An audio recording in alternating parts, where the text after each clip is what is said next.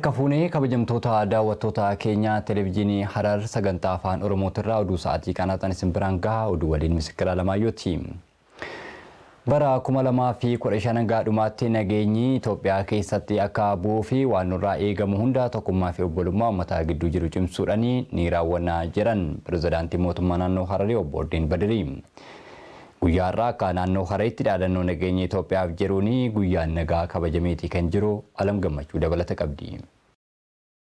Qaamni sadii guyyaan nageenya naannoo Hararitti fiigicha daandiirraatiin poolii nageenyaa dhaabuunii fi marii paanaalitiin kabajamee oolee jira. Marii paanaalii taasifame irratti haasaa kan taasisan pirezidaantiin naannoo Hararii obbo Ordeen Badirii nageenyi wal waraansaa fi walitti bu'iinsa irraa bilisa ta'uu qofa osoo hin taane nageenyi bu'aa wal danda'uu fi waliin jiraachuu ta'uudha himani. Harar aadaa wal danda'uu fi waliin jiraachuutiin beekamtii addunyaa irratti qabdu itti fufsiisuun itti gaafatamummaa hunda keenyaa ta'uu simanii jiru. Nageenya caalaa waraanni filannoo isaa kan ta'e gareen wayyaane waraana marsaa sadiif banuun isaa mootummaan dirqamee waraanatti akka seenuu fi hawaasa bal'aa nageenya dhorguuf kan kaayeffate ta'uu simanii jiru. Bara haaraatti Itoophiyaa nagaan badhaate uumuuf tokkummaan taanee nageenyaaf ni hojjenna jechuunis dhaamanii jiru. Hawaasni tokko ta'uu fi waliif yaaduun nageenya isaaf waardiyaa dhaabbachuu qaba jechuunis waamicha kan taasisanii. Itti gaafatamaan biiroo bulchiinsa nagaa fi nageenya naannoo Hararii obbo Xilaawun Waadaraa gama isaaniitiin kutaa kaaba biyyattiitti gareen shororkeessaa TPLF waraana baneen garee nageenya hirriba isa dhorku ta'uu kan ittiin mirkaneessa ta'uu fi garee kana balleessuun hojii nageenya waaraa lafa qabsiisuun kan hojjetan ta'uu simaniiti kan jirani. Pooliin nageenyaa qaamni sadii guyyaa nageenyaa sababeeffachuun dhaabame ibsituu nageenyaa ta'uu isaatis kaasaniiti kan jirani. Maricha irratti barreeffamni qorannoo nageenya irratti xiinxaluu dhiyaateeti kan jiru. Dhaabbilee fi namoota dhuunfaa bara baajataa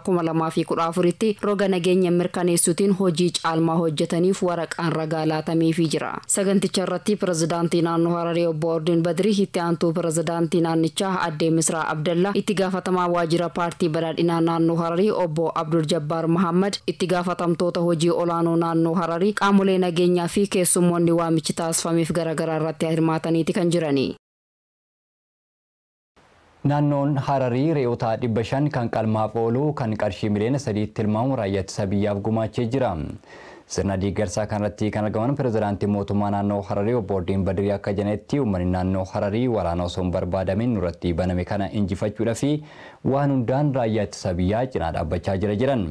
Gara fuula duraatti fi haamilee fi deeggarsaa raayyaa ittisaa cinaa dhaabbachuudhaan deeggarsaa barbaachisu hunda gochuudhaan garee shororkeessaa kan ofirraa qorachuudhaa fi kutannoodhaan kan hojjetan ta'uudha kan isaan ibsan. Jiraattonni magaalaa Harar tokko waan hunda dura nageenyaaf dursii kennamuu qaba jedhanii jiru. Nageenyi waaraan bakka hundatti akka jiraatu lammiin hundi gahee isarraa eegamu ba'uu qaba jedhanii kan isaan jiranii Gabaasaa Abdurrahmaan Diinee Maammartu dhiyeessa. Nageenyi wabii waa hundaati hojii fi jijjiirama ijoollee guddisuuf facaasuuf fi haammachuuf walumaa galatti hojii guyyaa hundaaf gufuu tokko malee raawwachuuf nagaan baay'ee barbaachisaadha. Qaamni sadii sadarkaa biyyaatti guyyaa nagaa jaamee kan moggaafame hoggaatoo sirnoota adda addaatiin kabajamaa tureera. Jiraattota magaalaa Harar waa'ee gatii nageenyaa waliin dubbisni tokko akka jaanitti nageenyi ilma namaatiif waa hunda kan caalu akka itti himan. Jiraattonni kunneen itti dabaluudhaan biyya keenya keessatti yeroo dhiyoositti walitti bu'iinsi mul'achaa jiraachuu ibsuun guutummaa biyyattiitti nagaa waaraa akka jiraatuuf lammiin hundinuu geessaa ba'uu qabaa jiran. Jiraattonni kunneen lammiileen biyyoota hedduu sababii nageenya dhabuu irraan kan ka'e lammummaa dhaban ta'uu himan. Nageenyi jiraachuun biyya tokkoo fi dhimma murteessaadha. Biyyoonni nagaan isaanii osoo hin jiraatin hafan diigamuuf saaxilan lammiileen isaanii hedduun guutuu addunyaatti bittinnaa'uuf dirqamanii jirani. Karas darbanii lammiin qabnes yeroo ta'an bal'inaan kan isaan mul'achaa turan. Biyyoonni yeroo hedduu hirkattummaaf saaxilamanii rakkoo hammaatanis keessatti yeroo mul'atu bal'inaan kan inni mul'atu. Har'a guyyaa nagaa sababeeffachuudhaan Afandii Mahammad asirratti waan qindeeffate qabaa isaa dhaggeeffanna. Addunyaa irratti lammiilee biliyoona 1.5 oliitu biyyoota nageenya hin qabne keessa jiraachuuf dirqamee jira. Sababa hanqina nageenyaatiin yeroo ammaa kanattuu akka addunyaatti lammiilee miliyoona 59.5 ala amana isaaniirraa buqqaaniiti jiru. Kana keessa lammiilee miliyoona 19.5 carraa mooraa baqattootaa keessa qubachuu yoo argatan kana keessa walakkaan isaanii daa'immani. Yeroo ammaa lammiileen Siiriyaa addunyaa irratti yoo baqatan gaafa nageenyaatti qabeenya qabaachaa turanillee addunyaa irra wal gahanii biyya teenyattis baqachuudhaan jiraachaa akka jiran hunda keenyaatu beeka. Meersii Koorpis immoo qorannoo biyyoota lola keessa jiran irratti adeemseen lammiileen biyyoota lola keessatti argamanii hiyyummaa fi gadadoo hamtuu keessatti akka argaman ifoomsa. Jireenyi lammiilee biyyoota lola keessatti argaman keessaa Suudaan Kibbaa, Siiriyaa, Yaman, Afgaanistaanii fi Liibiyaa Meersii Koorpis akka fakkeenyaatti kaasuudhaan lammiileen ajjeefamuu, alaa mana isaanii irraa buqqa'uu, dubartoonni gudeedamuu, qabeenyi barbadaa'uu fi rakkoo beeltii biyyoota kanneen keessatti lammiilee kunneen irraan geessu tarreesseeti jira. Gara biraatiin dhaabbanni Constellation Resource kan Jarman maddeeffatee fi baqattoota gargaaruudhaan beekamu rakkoo hanqina nageenyaa lammiilee muduu ilaalchisee ibseeti. Yeroo fuuldura keenya jirtu keessatti waan hunda caalaa nageenyi nama barbaachisa. Dhaabbanni kun gocha hamaa lola waliinii Siiriyaa fi Yaman keessatti mudateen miidhaan sababa lolaatiin lammiilee biyyoota kanneen mudate sookanne isaa waan hanga jireenya ofii isaaniitti hojjetan irraa akka lammiileen harka duwwaa hafan taasisee fi kanneen kuma dhibbaan lakkaaman immoo akka lubbuu isaanii dhaban taasisee jira gabaasisaa kana keessatti. Lammiileen Siiriyaa kuma 300 ol sababa lola kanaatiin lubbuu yoo dhaban, Yaman keessatti immoo lammiileen kuma 330 ol sababa lolaatiin lubbuu isaanii dhabaniiti jiran. Dhaabbanni Council of Europe Portal jaamu immoo wagguma waggaan lammiilee miliyoonni 1.6 sababa hanqina nageenyaatiin lubbuu isaaniitti dhabu jira. Kana keessaa immoo lammiileen kuma 740 qawweedhaan lubbuu dhabu. A network of people building peace waggoottan kurnan lamaan irraas dabarree bara lolli lammiilee addunyaa baay'ee miidhe jira. Kana malees toorri intarneetii kun bakka nageenyi hin jirretti lammiileen kabajaa namummaa mulqamu, qabeenya murtaa'aa akka biyyaatti lammiin hundi qabdutti carraa fayyadamuu dhabuun walqixxummaan haftee carraa lubbuun jiraachuu akka gaafii keessa galtu nama muuda jira. Falli hanqina nageenyaa yeroo ammaa addunyaa keenya qoraa jiruutis barnoota nageenyaa dhaloota barsiisuun fala jechuudhaan addeessa. Kunis akka lammiileen qabeenya murtaa'aa biyya ofii irraa fayyadaman taasisa, hojjetanii fuulduroof jiraachisuu nama dandeessa, lola ni hambisa, balbala carraa abjuu ofii ittiin dhugoomsan namaaf saaqaa jira. Qorataan yuunivarsiitii biyya Poolaand kan Pooznaan University of Economics qorannoo barbaachisummaa nageenyi guddina dinagdee biyyoota Saharaa irratti adeemsaniin iddoo nageenyi hin jirretti guddina dinagdee waaraa ta'e galmeessuun akka hin danda'amne addaan baasuudha ifoomsa. Lammiileen biyyoota nageenyi hin jirre keessa jiraatan deeggarsa argatanillee jireenya jiraachuudhaaf waan rakkataniif gariin alaamana isaanii dhiisuudhaan godaanuudhaan bishaanitti lubbuu isaanii qisaasu jira. Biyyoonni akka Siiriyaa, Yemen, Somaaliyaa, Liibiyaa, Afgaanistaan, Suudaan Kibbaa, Paakistaanii fi Naayijeeriyaan biyyoota yeroo baay'ee nageenya hin qabne hoggaataan yeroo baay'ee lammiileen isaanis baqachuudhaan beekamu jira qorataan kun. Kalaamaaks kaawuntiin dhaabbata USA magaalaa Oregon maddeeffate hoggaatu haala waldhibdeen itti furamtu irratti hojjechuudhaan beekama. Akka dhaabbata kanaatti waldhibdee fi garaagarummaan yaadaa uumamuun waan uumamaan jirtu jira. Waldhibdee fi garaagarummaa yaadaan furuun madditti qawwee walitti kaafachuun yookaan nageenya wal dhorkuun ammoo sirrii miti jira dhaabbanni kun. Kan sirrii ta'uu rakkinicha furuudhaaf kallattii wal mareechuu, mariidhaaf yeroo gaarii filachuu, mareetanii walii galuuf sirriitti of eeggannoon irratti karoorsuu, marii keessatti badii dabarteef wal komachuu irraa of qusachuu, marii keessatti rakkinicha furuuf miira ofii walii qooduu malee wal tuttuquu irraa of qusachuu, wal dhageeffachuu fi dhageeffachuutti jiraachuu walitti agarsiisuu, rakkoo mudate hunda wal duratti irratti mari'achuu, furmaataaf waliin hojjechuu, waliigalteen keessan hojiitti hiikamaa jiraachuu waliin qorachuun daandii wal dhabdee keessaa gara waliigaluutti nama geessu jechuudhaan balbalomsa. Kun osoo kanaan jiru waldhibdee jijjiiramaa biyya keenyatti mudatee wal qabatee furmaatetti kennuudhaaf mootummaan siyaasadii rakkinicha karaa nagaatiin furuuf harka isaa diriirsullee gareen shororkeessaa biyya hammeenya isaatiif lammiileen keenya dhagaan ofirraa ari'an kunoo marsaa sadaffaadhaaf biyya keenyatti lola qabsiiseeti jira. Lolli kun immoo akka mootummaan humna qabeenya beekumsaa fi yeroo isaa hunda guddina dinagdee biyyaatiif hin oolchine taasisuudhaan gocha shororkeessummaa isaa uummata irratti raawwachuu irratti argama. Gara biraatiin akka uummanni mootummaa mirga dimokiraasii isaatti fayyadamee ofii filateen hin bulle taasisuu kaayyeeffatee hojii biyya balleessu hojjechaa jira. Yeroo kana mara mootummaa miidhaa lolli biyya irratti qabu hamaa ta'uu yaada keessa galchuudhaan nageenya filatee jiraachuu isaati agarsiisa.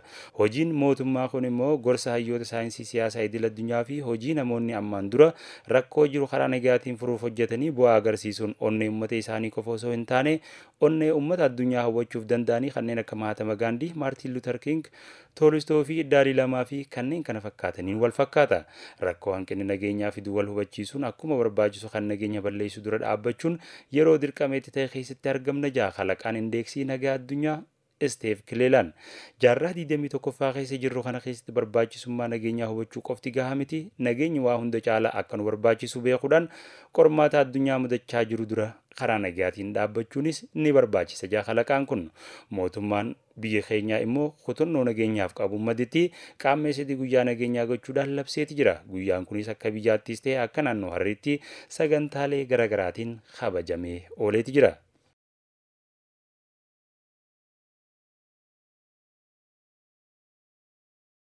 Waajjirri paartii badhaadhinaa naannoo Hararii dhalattoota Tigraay aanaa hakim jiraatan waliin mari'atee jira. Waajjirichatti itti gaafatamaan waajjira paartii badhaadhinaa naannoo Hararii kan ta'an obbo Abdii Jabbaar Maammarii shororkeessa wayyaanii waamicha nageenyaa irra deebiin mootummaan dhiyeesseef tuffachuudhaan yeroo sadaffaaf biyya irratti waraana banee jedhanii jiru. Mootummaan filannoo nageenyaa hordofee fayyadamummaa yeroo dheeraa uummata Tigraay fi ilaalcha keessa galchuun shororkeessa TPLF garuu Itoophiyaa irratti waraana banuun amala uumamaa isaa irra deddeebiin mul'isee jira jedhanii jiru. Harka Itoophiyaa nagaaf diriirfame dhiibuudhaan waraana sadaffaa diinummaa isaa itti mul'isee Itoophiyaa irratti banuus ibsanii jiru. Akka dhalattoonni Tigraay marii kanarratti hirmaatan jedhanitti shororkeessa abuutii uummata Tigraay bakka bu'u jedhan. Uummanni Tigraay uummata nagaa barbaaduu fi diigumsa waraanaa isaa seenaa irraa kan hubatu ta'uu eeruudhaan gareen diigumsaa kun fedhii dhokataa isaa galmaan ga'uuf jecha olola sobaa hafarsuun uummataa gara duguuggaa sanyii biraatti geessaa jiraachuudha kan isaan ibsan. Biiroo dhimmoota kominikeeshinii mootummaa naannicharraa odeeffanne. Mana maree bakka bu'oota uummataa federaalatti bakka buutonni uummata naannoo Hararii marsaa lammaffaa fi marii taasisanii jiru. Bakka bu'oonni kunneen gaafilee uummanni kaasaniif deebii kennuudhaa fi adeemsa furmaataa mootummaa federaalaa fi mootummaa naannichaa hordofaa jiraachuudha kan isaan ibsanii dabalan kan akka ta'anitti dhiyaata. Akka dambiitti bulmaata mana maree bakka bu'oota uummataatti bakka bu'oonni uummataa namoota isaan filatanii bakka isaan buufataniin wal arguun mari'achuu akka qaban gaafii isaanii qaama dhimmi ilaalatuuf dhiyeessuu akka qaban kan kaa'amedha. Bakka bu'oonni uummataa naannoo Hararii namoota isaan filatanii waliin yeroo lammaffaaf wal arguun mari'atanii jiru. Miseensa mana maree bakka bu'oota uummataa fi walitti qabaa itti aanaan koree dhimma quunnamtii alaa mana maree bakka bu'oota uummataa federaalaa Dr. Fatii Maadii gaafilee ijoo marii jalqabaa irratti hawaasni isaan gaafatan keessaa 13 mootummaa federaalaatiif dhiyeessuun karoora keessa galfamuun kan irratti hojjetamu ta'uu ibsaniiti jiru. Gaafilee kanneen keessaa rakkoo bishaan dhugaatii, ijaarsa paarkii industirii, bu'uuraalee misoomaa fi kanneen biroo keessatti ni argamu jedhan. Qaamonni hawaasaa maricha irratti hirmaatan ammaas ta'uu rakkoolee nurraa furamuu qaba jedhan kan dhiyeessan yoo ta'u, geejjibaan wal qabate tajaajila humna ibsaa, nageenyaa fi tasgabbii, qulqullina magaalaa, carraa hojii uumuu fi qaaloomina jireenyaa irratti rakkooleen jiran xiyyeeffannoo argachuun irraa furamuu akka qaban kaasanii jiru. Gara biraatiin uummata naannichaa bakka bu'uun miseensa mana marii bakka bu'oota uummataa federaalaa kan ta'anii fi hooggantuun biiroo intarpiraayizii fi misooma industirii Addis Samiraa Yuusuf gaafilee akka naannootti deebi'uu danda'an xiyyeeffannoo itti kenname irratti hojjetamaa jiraachuu eeruun gaafilee kaafaman deebisaa akka argatan ji'ootan 6 dabranis hordoffiin cimaan irratti taasifamuu fi ammas ta'u hordoffii taasifamu cimsanii kan itti fufsiisan ta'uu ibsaniiti jiru. Milkaa'ina hojii itti aanuutiifis hawaasni deeggarsa taasisuu akka qabu waamicha dhiyeessan. Xumurrattis labsiiwwan 10 kan mana marii bakka bu'oota uummataatiin raggaasifaman Dr. Fatii Maadii waltajjii irratti dhiyeessuun irratti mari'atamee jira. Waajjirri liigii dubartoota paartii badhaadhinaa naannoo Hararii namoota harkaa qalleeyyii fi deeggarsa taasisee jira. Hooggantoonni kunneen bakka argamanitti kan isaan deeggarsa kana laatan. Hooggantoonni waajjira liigii dubartoota paartii badhaadhinaa naannoo Hararii adde Iriitii fi itti aantuun waajjirichaa adde Arafaat Ibraahim akka ibsanitti deeggarsi kun dubartoota harkaa qalleeyyii aanaalee salgan naannicha keessa jiraniif filatamaniif kan taasifame ta'uudha kan isaan ibsan. Dubartoonni rakkinichaaf saaxilaman 55 ta'an deeggarsa kan argatan yoo ta'u, deeggarsi taasifames ruuzii fi akkasuma meeshaalee nyaataa kanneen biroo kan hammatedha. Qaala'insi jireenyaa yeroo ammaa mul'achaatii jiru jireenya keenya qoraatii jira jedhan jiraattonni magaalaa Harar tokko tokko. Eejensiin misooma gabaa naannoo Hararii gama isaatiin shamartoota waliin ta'uudhaan rakkinicha furuuf hojjechaa jiraachuudha kan ibse. Gabaasaa Saayii Abdurrahmaan dabalan isaa akka ta'anitti dhiyaata. Qaaleensi jireenyaa akka biyyaattis ta'ee idil addunyaattis lammiilee galii gadi aanaa qaban haala rakkisaa keessa akka galchus hubachuun ni danda'ama. Ayyaana bara haaraa 2015 kabajamuu sababeeffachuudhaanis gatiin meeshaalee garaagaraatis dabalaa jiraachuu jiraattonni magaalaa Harar dubbataniiti jiran. Jiraattonni magaalaa Harar tokko tokkos qaaleensi jireenyaa bara haaraa kabajuudhaafis baay'ee rakkisaa ta'aa jiraachuudhaa fi gatiin gabaatis humnaa ol ta'aa jiraachuudhaas qomataniiti jiran. Itti dabaluudhaanis jiraattonni kunis mootummaanii fi qaamoleen dhimmi ilaallatus to'annoo gabaa irrattis tarkaanfii barbaachisaa ta'e fudhachuudhaanis gatii jireenyaa tasgabbeessuu akka qabanis gaafataniiti jiran. Kanumaanis walqabatee daarektereetii to'annoodhaa fi hordoffii daldala ejensii misoomaa daldala naannoo Hararii obbo Mahammad Yusufis gaaffii fi deebii miidiyaa Hararii waliin taasisaniinis erga qaaleensi jireenyaa sadarkaa biyyaatti uumamee asis mootummaan safartuu kanaan dura ture akka gurguruu fi gatiin gatiidhaanis mallee akka hin daballes tarkaanfii fudhachaa jiraat jaanna. Kana maleedhaas ejensichi irra caalaa gatii tasgabbeessuudhaafis jecha zayita nyaataa karaa waldaalee fayyadamtootaatiinis raabsaa akka jiru obbo Mahammad ibsuudhaanis hojjettoota mootummaatiif zayitii nyaataa liitira 1,109 fi 1,115 olis dhiyeessaa jiraachuu hubachiisaniiti jiran. Kana maleedhaas mootummaan haala yeroo biyya keenya ilaalcha keessa galchuudhaanis gatii jireenyaa furuudhaafis tattaaffii guddaa taasisaa waan jiruufis keessattuu hawaasni daldalaatis gabaa tasgabbeessuu keessattis waan jiru sirnaan dhiyeessuudhaanis gahee isaanii akka baatanis waamicha dhiyeessaniiti jiran. Waajjirri barnoota aanaa Soofii bara barnoota 2014 qormaanni kutaa 8ffaa kaanichaatti qabxii fooyyaan kan itti galmaa'eera jedhee jira. Qormaata kana barattoonni 790 ta'an kan qoraman yoo ta'u barattoonni 623 immoo marsaa ittaanutti darbanii jiru jedheetii kenni jiru. Alam Gammachuu dabalata qabdi. Barsiisaa Fandishee Mahammad Durataa mana barnootaa sadarkaa tokkoffaa Korommii Aanichatti argamu yoo ta'an hojii qindoomina qabu hojjetameen barattoonni qormaaticha fudhatan 100% dabarsuun danda'amuu isaa himanii jiru. Booruma biiroon barnootaa naannichaa qabxiin darbiinsa qormaata kutaa 8ffaa 50 akka ta'uuf kallattii kaa'ee tureenii fi qindoomina barsiisota maatii barattootaa fi qaama dhimmi ilaallatu waliin hojjetameen bu'aan jajjabeessaan galmaa'uu isaati kan himani. Durni soolati mana barumsaa keenya barattoota guutuu dabarsuudhaaf wanni nuti kaase maali? Wanni nuti taasise maali? Qabxiin barnoota bara 2014 jechuudha. Kan ministeerri dabaruudha 50 nu jennitiin warri waajjirri keenyaas naannoonis bara kana qabxiin dabarsiisaa 50 nu jaan. Achirra dhaabbachuudhaan warra isaanii yaamne ijoollee san biratti bara kana qabxiin dabaran kutaa 9 dabaruudhaaf qabxii 50 olii. Kanaafuu isin hundinuu irratti jabaannee hojjan hawaasaa waliin barsoonni qindoomnee hojjan. Kanaaf amma taayyaaf dura farrameetiin qabxii 50 ol yoo fidan malee dabaruu manni barootaa ittiin gaafatamaa jeeti kutannoon kan itti seenee jechuudha. Akkasumatti barattoonnis farramanii 50 ol akka fidan jechuudha. Hawaasnis farramanii jechuudha. Kana caalaa ammas wanti nu gargaare baay'een nyaata barattootaa jechuudha. Nyaanni barattootaa mana barumsaa bara 2014 kana mana barumsaa irra ni jalqabe. Achirraa nyaanni barattoota gizee ramadame nuti barattoota gosa diriitis keessatti takkaayilaan gaburiitiif dhufe nyaanni. Achi booda nuti akkaataa mana barumsaa keenyaaf fayyadamuudhaan kutaa 8 hanga tokko kasan enne nyaatanii chumatti hafan barattoonni 8 jechuudha. Yeroo nyaatanii jettee hafan barsiisaanis jettee hafaa halkanii guyyaa barsiisaan mana barumsaa irra galee jechuudha.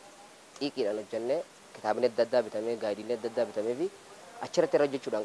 Obbo Zakkoo Mahammad Supervisor Kilaastara barnootaa manneen barnootaa burqaa fi korommii yoo ta'an dhimmi barnootaa dhimma qaama murtaa'e qofaan mirkanaa'uu danda'u waan hin taaneef hojiin qindoominaa murteessaa ta'uusaa himanii jiru. Kana kan jedhan Obbo Zakkoon hojii qindoominaa hojjetameen bu'aan qormaataa gaariin akka aanichaatti galmaa'u himuudhaan kanaaf hojiin roga nyaata barattootaa barnoota keessa deebii fi ijoollee shamarranii deeggaruu fi jajjabeessuutiin hojjetamee olaanaa ta'uusaatis kaasanii jiru.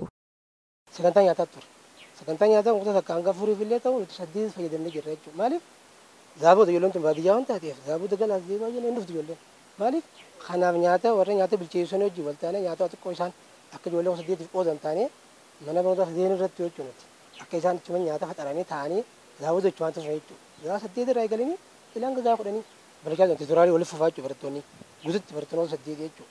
Akkasumatti ammaas deeggarsa shamarranii kajennu barattoonni shamarranii akka carraa ta'ee biiroo barnootaa Ana Soofii kota kana tegi dabre torban kudhaniif jechuun wal fufaa deeggarsa wal fufaa faayidaa ministeera gamoodaa kana kennamee akkuma ibsametti barattoonni shamarraniiti deeggarsa mara parsantaan guddaan dabaluu danda'e jechuudha.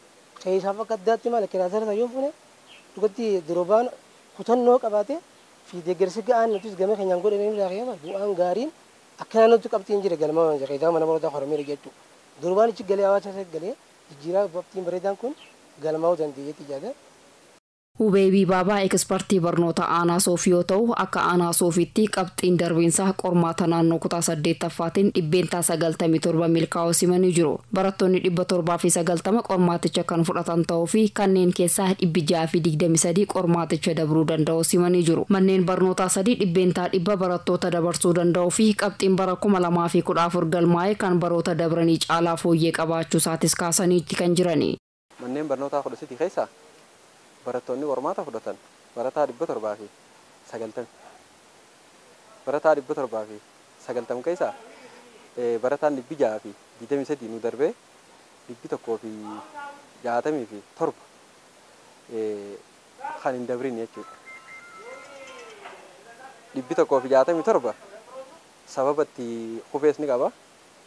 Almost akka baay'ina barattoota keenyaatti 790 keessaa 623 dabru jechuun waan guddaadha. Akkaataa amma odeeffannoo gama magaalaa kanaa qabnutti aanaan keenya bara dabrees qabxii kutaa 8ffaa irratti waan gaarii hojjete irra caalaa bara kana hojjete jijjiirama manneen barnootaa yeroo manneen barnootaa magaalaa barataa gimmaasha kuffisee gimmaasha dabarsu akkatti keenya manneen barnootaa 3 oliititu guutuu dabartee qabxii olaanaa fidanii mas. Manneen barnootaa kanneen irrattis xiyyeeffannoon addaa kenname kan hojjetamu ta'us kaasanii jiru. Bulchaan aanaa Soofii obbo Muhammad Saabiit turtii miidiyaa keenya waliin taasisaniin qabxii galmaa'eef barsiisonni fi ogeessonni barnootaa xiyyeeffannoon hojjechaa turuu himuun dandeettii kalaqaa barattootaa roga cimsuutiin hojiin jajjabeessaan hojjetamuu isaa himaniiti kan jirani. Akkaanaa keenyatti roga barnootaatiin bara 2014 keessatti hojii baay'eedhaatu hojjetamaa ture. Keessattuu qabxii barattootaa fooyyessuudhaan wajjin wal qabatee dandeettii kalaqa barattootaati wajjin illee wal qabatee sadarkaa manneen barnootaa hundatti egzibishinii hunda qopheessinee kalaqa agarsiisa barattootaa gaggeessinee jira. Akkasuma sadarkaa aanaatti illee qiyaasuma saniin jechuudha. Qabxii barattootaa fooyyessuudhaaf barsiisonni yeroo isaanii wareeganii barattoota kana akka gahoomsan hojiin hojjetame akka aanaa keenyaatti jira. Bara kana immoo irra caalatti cima jennee yaadna. Manneen barnootaa kutaa takka hamma 8 jiran 14 qabna. Walii gala immoo manneen barnootaa 23 aanaa keenya keessatti argama. Manneen barnootaa 14 qorumsa kutaa 8ffaadhaaf fudhachiisan kana giseen filaallu kana keessa manneen barnootaa 3% barattoota dabarsuu danda'anii jiran. Haala waliigala aanaadhaatti immoo qabxiin olaanaan qabxii 97 mana barnoota Oromiyyaati. Barataan qabxii olaanaa san galmeesse. Roga barnootaatiin sochiin aanichatti jiru kan jajjabeeffamu ta'uu himuun dhimmichaaf qaamni hunduu birmachuu qaba jechuunis waamicha isaanii dhiyeessanii jiru.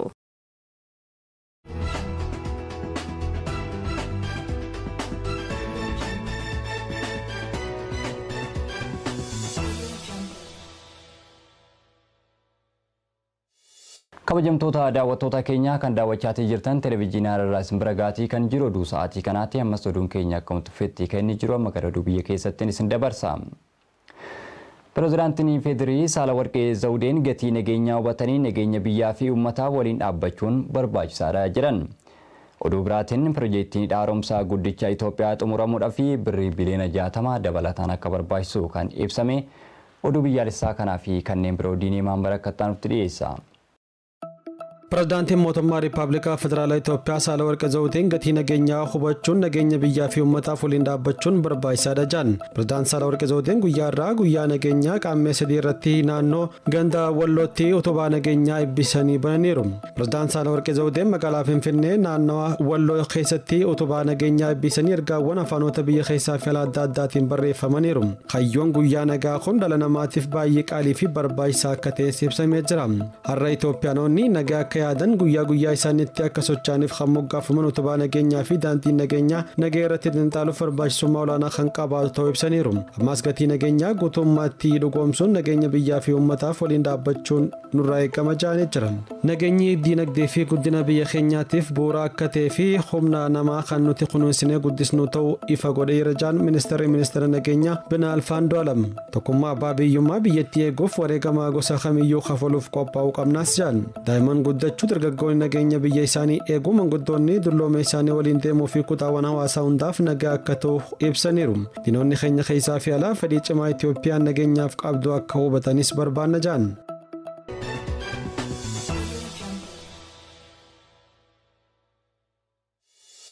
Projektiin idaari'umsa guddichaa xumuruuf birriin biiliyoonii 60 dabalataan akka barbaachisu hoogganaa waliigalaa projektichaa Injiinar Kifilee Horoo himanii jiran. Manni maree biyyaalessaa hirmaannaa uummata ijaarsa idaari'umsa guddichaa walga'ii idilee 14ffaa gaggeessee jira. Konferensicha irratti argamuun raawwii projektichaa kan dhiyeessan Injiinar Kifilee Horoo waliigalatti projektiin raawwii 88 ga'eeruun projekticha xumuruuf birriin biiliyoonii 60 dabalataan akka barbaachisu ibsanii jiran. Idaari'umsa yuunitii lamaatiin humna maddisiisuu akka danda'ee fi marsaa sadaffaa bishaanii dhichaa guutuun taateewwan barbaachisoo bara 2014 ta'uudhaas yaadachiisaniiru. Manni marichaa hirmaannaa uummataa keessatti gahee olaanaa akka qabu eeranii hirmaannaan kun cimuu akka qabus addeessanii jiran.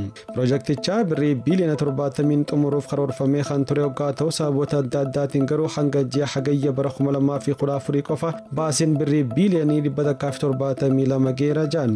Guutummaa projektichaa xumuruuf birriin biiliyoonii 60 dabalataan akka barbaachisu ibsuun hirmaannaan uummataa akka itti fufu gaafatanii jiran. Tun Daayirektara waliigalaa qindeessituu hirmaannaa hidha haaromsa guddicha Itoophiyaa addee Fiqireet Taamer bara 2014 qofa hojiilee maallaqa walitti qabu adda addaatiin hawaasa irraa birriin biiliyoonii 1.2 sassaabamuu eeranii jiran.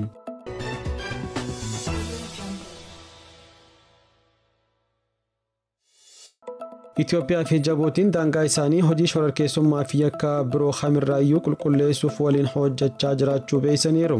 Komishinarri Poolisii Federaalaa Itoophiyaa Jeneraal Dammalash Gabra Mikaa'el Daayirektara olaanaan Poolisii Biyyaalessaa Jabuutii Haaraa Koloneel Abdurrahmaan Alii waliin mari'ataniiru. Poolisiin Federaalaa Itoophiyaa fi Poolisiin Biyyaalessaa Jabuutii kanaan dura yakka daangaa ce'uu waliin ta'uun ittisuuf fi to'achuuf yaadannoo waliigaltee mallatteessanii akka turan ni yaadatama. Kana bu'uura godhachuun dhaabbileen poolisii biyyoota lamaanii garee hojii nageenya waloo hundeessuun naannoo daangaatti eegumsa waloo kennuun hojiiwwan jalqabaman madaalanii jiran. Bu'aan gatti argameenis cimsuuf walii galaniiru. Marii isaanii irratti hooggantoonni olaanoon dhaabbilee poolisii lamaan shakkamtoota biyyoota lamaan keessa dhokatanii jiran biyya gaafii dhiyeessiteef dabarsee kennuuf hojiin cimaan hojjetamaa jiraachuu eeranii jiran. Dhaabbileen poolisii lamaan daldala namaa fi maallaqa seeraan ala dabarsuu irratti fudhataniin bu'aa guddaa galmeessuu isaanii ibsuun hojii ittisa yakkaa kana cimsuun kan itti fufu ta'us ibsanii jiran. Odeeffannoon poolisii federaalaa irraa argame akka agarsiisutti naannoo daangaa biyyoota lamaan gocha shororkeessummaa fi yakka biroo kamirraayyuu qulqulleessuuf waliin hojjechaa akka jiran agarsiisa. Daayirektara olaanaan poolisii biyyaalessaa Jabuutii ogeeyyiin teekinooloojii poolisii federaalaa Itoophiyaa daawwachuun hoogganaa poolisii fi miseensota bobbaafamaniif hojii gaarii akka ta'e ibsanii jiran. Poolisiin federaalaa Itoophiyaa teekinooloojii ammayyaatiin hojii isaa haala fooyya'aatiin hojjechuu arguu isaanii gammachuu guddaatu natti dhaga'amas jedhanii jiran.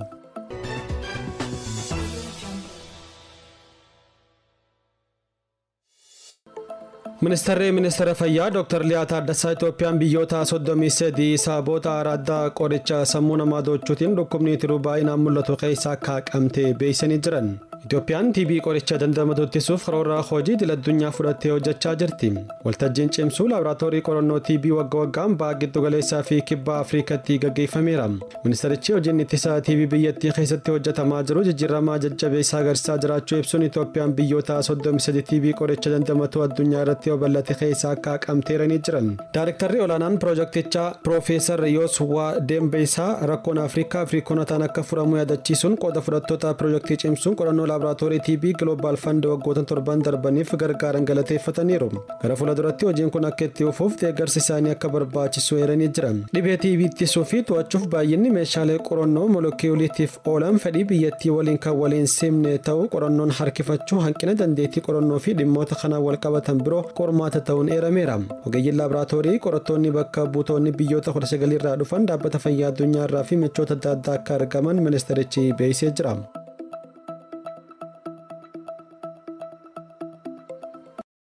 Kabajamtoota daawwattoota keenya televezyiinii Harar irraa oduun sa'aatii kanaaf qaban isaan kanneen qophiileen televezyiinii Harar kan hafan kan itti fufan ta'a. Qophiilee hafan waliin yeroo gaarii.